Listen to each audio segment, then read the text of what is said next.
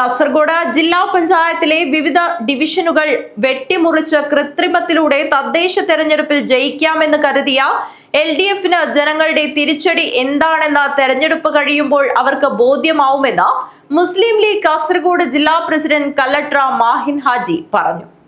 ജില്ലാ panchayat Pilicode division UDF പ്രവർത്തക convention ഉദ്ഘാടനം ചെയ്ത് സംസാരിക്കുകയായിരുന്നു അദ്ദേഹം.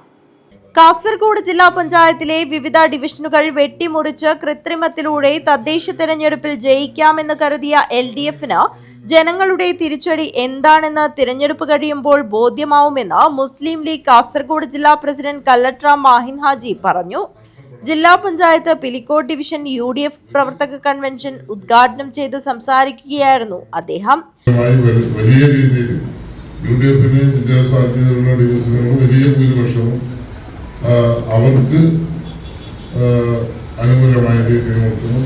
വോട്ടുകൾ കുറെ കുറഞ്ഞ വോട്ടുകൾ മാത്രം ഉൾപ്പെടുത്തിക്കൊണ്ട് അവർക്ക് അനുകൂലമായ രീതിയിലുള്ള വിഭജനമാണ് നടത്തിയത്. UDF ഭാഗങ്ങളിൽ വലിയ രീതിയിലുള്ള വോട്ടുകളും 70-75,000 വോട്ടിന് മുകളിൽ വോട്ടുകളുള്ള ഡിവിഷനുകളാണ് ചെങ്കട, സിവിൽ സ്റ്റേഷൻ, കുമ്പള ഉൾപ്പെടെയുള്ള ഡിവിഷനുകൾ.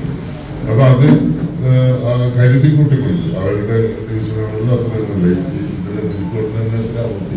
പിലിക്കോട് ഡിവിഷൻ ഉൾപ്പെടെ പിടിച്ചെടുത്ത് ഇത്തവണ ജില്ലാ പഞ്ചായത്ത് ഭരണം UDF സ്വന്തമാക്കുമെന്നും സംസ്ഥാനത്തെ LDF അഴിമതി ഭരണത്തോടുള്ള പൊതുവികാരം കൂടി കണക്കിലെടുത്താൽ മികച്ച ഭൂരിപക്ഷം തന്നെ UDF നേടുമെന്നും ജില്ലാ ചെയർമാൻ കൂടിയായ അദ്ദേഹം പറഞ്ഞു.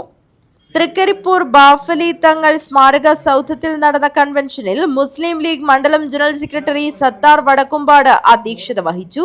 DCC പ്രസിഡന്റ് PK ഫൈസൽ മുഖ്യപ്രഭാഷണം നടത്തി. UDF ജില്ലാ convener A Govindan Nair, KPCC general secretary Hakeem Kunnil, DCC vice president advocate KK Rajendran, general secretary KP Prakashan, UDF നിയോജക മണ്ഡലം chairman P Kunhikannan, Latheef Neelagiri, S Kunhahammed, VK Bava, VV Abdulla Haji, K Sreedharan master, EV Damodaran, Nisham Patel, KV Vijayan, NKP Muhammad Kunhi എന്നിവർ സംസാരിച്ചു. സത്താർ വടക്കുംപാട് ചെയർമാനായും P കുഞ്ഞിക്കണ്ണൻ ജനറൽ കൺവീനറായും 501 അംഗ തെരഞ്ഞെടുപ്പ് കമ്മിറ്റി രൂപീകരിച്ചു. News bureau, Trikaripur.